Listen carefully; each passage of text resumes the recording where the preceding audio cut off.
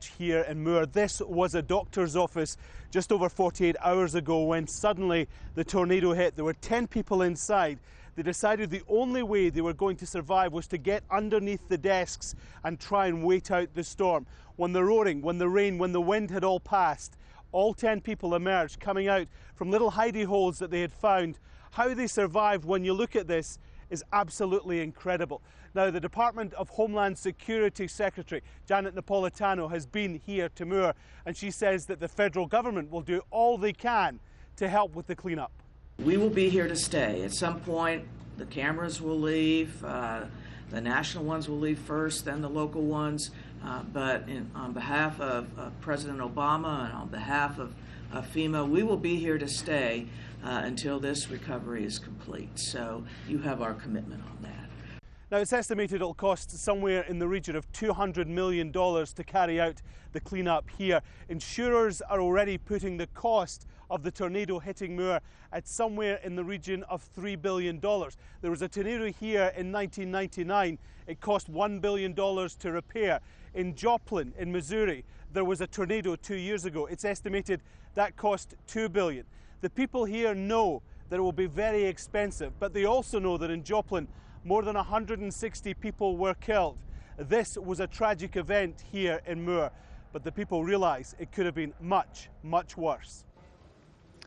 Well, with attention in Oklahoma now turning to the cost of rebuilding, as we were hearing, there are calls to make storm shelters a priority. 75% of the world's tornadoes occur in the United States, but less than 20% of homes in Oklahoma have purpose-built shelters. John Hendren has more. The tornado swept the building down onto Janae Hornsby and other children huddled inside the school. Words can never explain how someone would feel when they lose their child, their little one. You know, there's no way to explain it. A storm shelter might have saved them, but Plaza Towers Elementary School didn't have one. We've funded over 100 school safe rooms. Unfortunately, the two schools that were hit were not funded for safe rooms. They weren't applied for those schools. As the storm swept away the school and much of Moore, Oklahoma, state legislators a few miles away were gathered safely in the tornado shelter of the state capitol. The iconic dome, like some homes here, did have one. The website of the city of Moore recommends that every residence have a storm safe room or an underground cellar. Most homes and businesses in Oklahoma don't have safe rooms like this. They're not required by local code, but having one can mean the difference between life and death. Yvonne Wages had one built 2 years ago, shaken by the deadly tornado that raked this town a decade earlier. She used it for the first time this week. Jet planes sitting on it, so. But on her street, only 2 neighbors have shelters. That might soon change. Since the tornado struck, the phone hasn't stopped ringing at F5 tornado shelters, where for $3,000 to $4,000, anyone can have one installed. Just call after phone call, just basically nonstop. While you're taking a call, you miss, 6 or 7 calls, and you try to call as many people back as you can. Moore's mayor, Glenn Lewis, wants to make them mandatory. We don't really want to force anybody to do it. I mean, if you live through 2 of these now, I'm going to get one. Even after the lethal 1999 twister, commercial and home builders have opposed new requirements.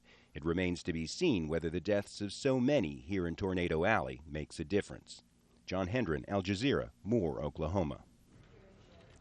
European Union leaders are talking tough on tax evasion. For more on that, let's go back to Julie in London.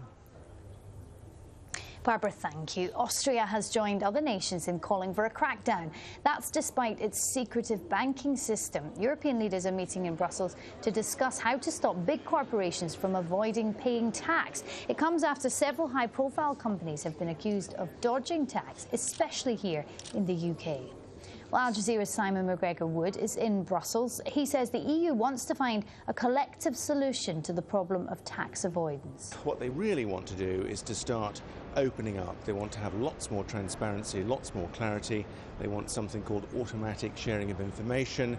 They want transparency to start applying to all sorts of savings schemes and vehicles that are used by corporations and individuals to hide their cash. They want an open season, if you like, on all the tax havens. The EU is starting negotiations with places like Switzerland, Monaco and Andorra.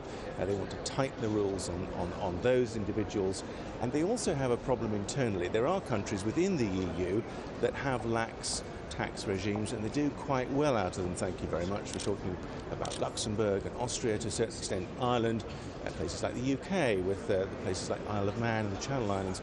There is an internal problem. They want everyone to sign up to a consensus, and they want a common EU position to take forward to the G8 summit, where global standards for tax can be set. And there is some urgency to this issue simply because of the amounts of money that are going missing in unpaid tax. A jailed member of the Russian punk rock band Pussy Riot has gone on hunger strike. Maria Alekanina started her protest after she was not allowed to attend a parole hearing. She's serving a 2-year sentence for performing a so-called punk prayer against President Vladimir Putin at a Russian Orthodox church. The man in charge of a cruise ship which ran aground off an Italian island, killing 32 people, has